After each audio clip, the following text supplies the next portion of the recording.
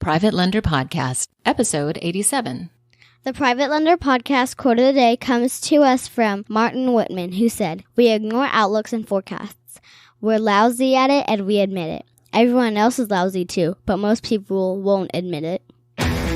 This is the Private Lender Podcast, the show that shares practical advice and know-how for new and seasoned lenders, from private mortgages on single-family houses to joint ventures on commercial projects and beyond. Discover details about investment vehicles that you won't find at your local bank or online broker. Listen and learn from private lenders and real estate investors, as well as from professionals and entrepreneurs, as they share the details, strategies, and the insight that allows for successful and prosperous lending. Now, get ready to increase your ROI. Here's your host, Keith Baker.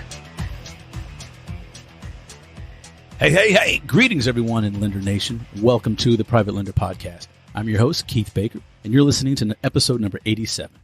If you're looking for practical tips and advice on mitigating risks in your private lending, then you are in the right place. But if you want to learn from my mistakes so that you avoid them and don't repeat what I've done, then pull up a chair and pour yourself a drink, my friend, because this is the podcast that's created for those, just like you and me, who are looking to take control of their finances and passively diversify into real estate-backed investments without banks, without Wall Street, toilets, tenants, or termites. Ultimately, it's my goal to create a tribe of lenders that act as the bank to active real estate investors in good times and bad. Eliminate that need, provide the funding, but not just the funding, but also the education for our kids. I'll start talking about this more, but I really do think it's time to think about money a little differently. I don't know what that means yet, but I'll get there and we'll figure it out. But I definitely want to talk about teaching kids about saving and utilizing money, and it's a tool, and how if we do this the right way. For example, the next downturn, we don't know when it's going to happen, but markets are cyclical, stock markets, real estate markets. We've had a hell of a good run here, and at some point the market's going to tighten up. I'm not saying when. I'm just saying I think it looks pretty frothy. Some people that I admire and respect think the same thing. So we'll see what happens. But when the real estate market goes down, what happens? Generally speaking, banks don't lend as much. What happened in 2008? The mortgage crisis, that was extreme. But thinking more of a normal cyclical downturn, not a cataclysmic world financial crisis that we had. But I'm just getting long-winded. Apologize there. But what I'm trying to say is the banks are going to stop lending, or they're going to tighten up their requirements to they're only going to lend to people who don't need money. That is the reality of it. If you and look, as a private lender, that's why I look at it too. If I smell desperation, you're not getting my money at all. So I get it. The banks are there to make money. They're a business. A lot of times they have boards, and some have stockholders they have to answer to. But you as a private lender do not.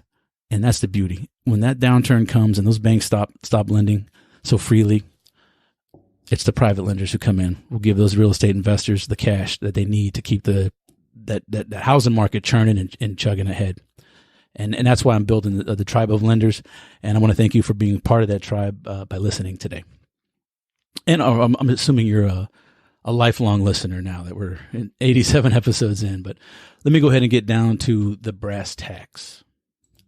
I have a bit of an announcement to make, and that is that I will be taking a hiatus from the podcast for probably 4 to 6 weeks, if not more, due to a couple of significant life events. Not everyone's fine, don't worry, but they are life events. And number one, I just quit the best job I ever had to do the same type of work, but I'll be doing it as a consultant in a little different area than what I'm normally used to working in. It'll be a little more downstream. But I'll be learning from some very, very qualified people. So it's not going to be, it's not like I'm walking into a blank slate. But what it does mean is that there is no more what I call salary comfort. And I'll be a consultant, so I'll get paid what I bill. We call that eating what we kill. And nothing's going to be handed. Everything's going to have to be earned. And the timing may seem a little off, especially my coworkers, and they'll probably think I've lost my mind.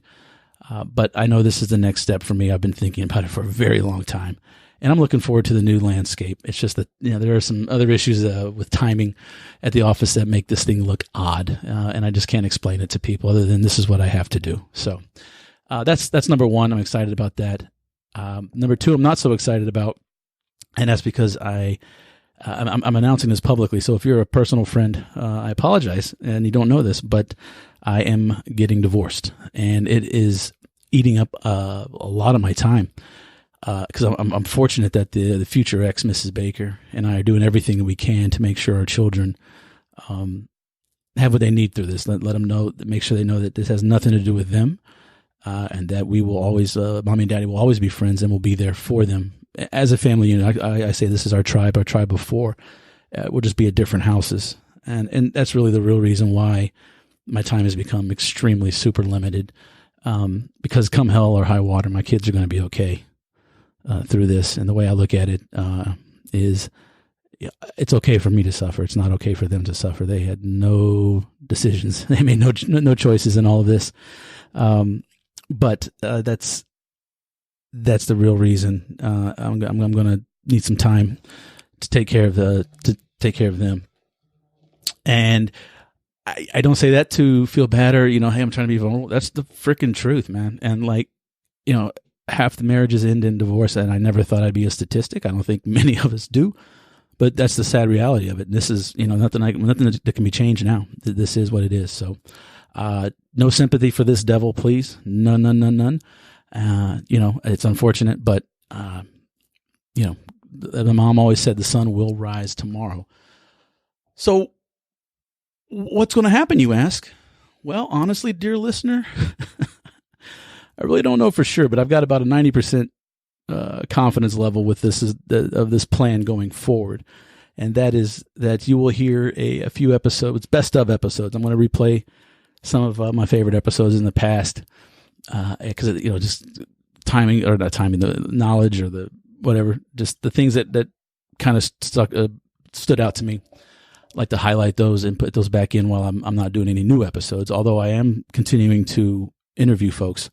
It's just on my schedule's obviously slowed down. So I'm going to have, I'll still come out, even though you've probably noticed I've been missing publications of, hasn't been every Monday. This is, I think, 2 weeks since my last one came out with Gary Boomershine. So, I'm working on that, doing the best that I can right now. And part of that is I've brought on some interns to help me with things like marketing and research and other aspects of the kind of the behind the scenes stuff that frees up my time so I can get these episodes out. And because I don't want to just here you go, here's episode 4, hope you enjoy it, click. I still want to try to provide you value even though I'm not giving you new episodes. So that's my compromise for my hiatus is to myself.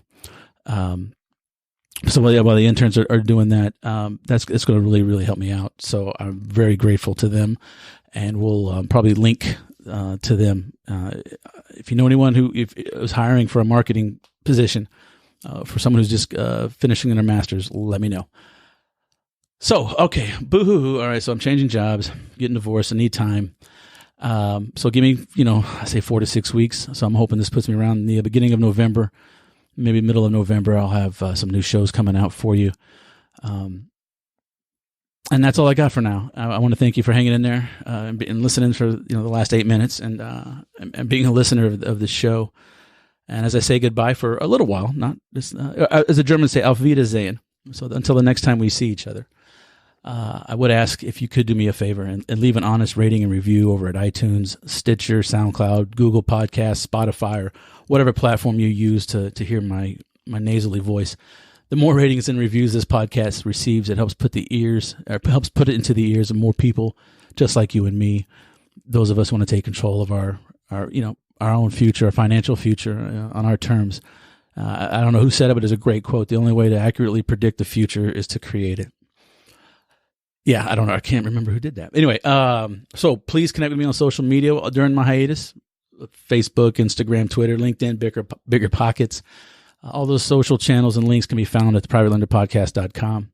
I want to thank you again for listening, and I want to thank you for your time and your consideration. And I promise you I'll be back around in about 6 weeks. So besides health and happiness and that ever-elusive self-awareness, I wish you all safe and prosperous private lending. Go Astros!